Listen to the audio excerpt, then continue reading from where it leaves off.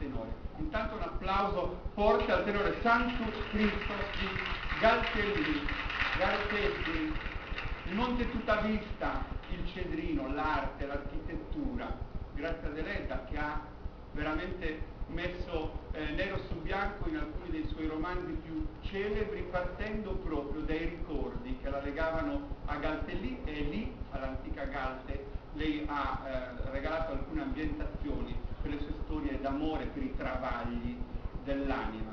E loro stasera, dopo 5 anni di esperienza mutuata dalle grandi voci, dagli anziani del paese, raccontano il loro modo di calcare davvero un sentiero antico, e lo fanno con questa armonia che metteranno insieme a partire da Savocche e Notte.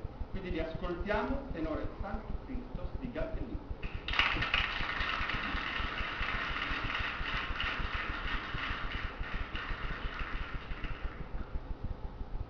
Constantinus per poetis imperu, canum netia Constantinopolia.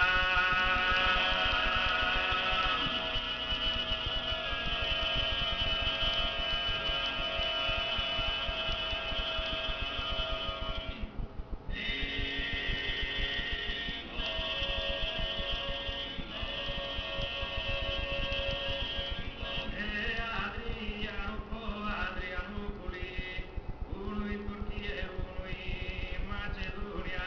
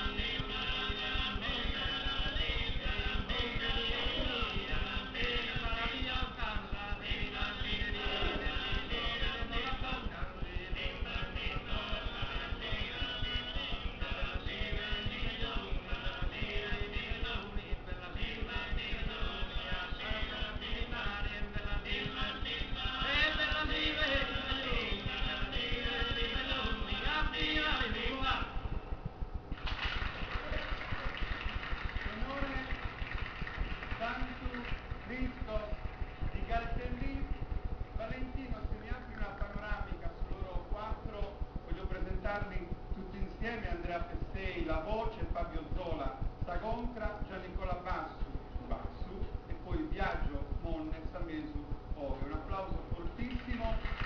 Hanno dato voce a diversi moduli del canto tradizionale di questa baronia che davvero ci affascina sempre in tutte le sue forme. Avete sentito poi Savoca e Notte che hanno calcato veramente come matrice dell'appartenenza, e poi questa rivalutazione anche del ballo cantato che prende forza, soprattutto tra questi giovani che continuano a tenere l'orecchio posato su un antico che vale sempre. Un applauso agli amici di Galpini.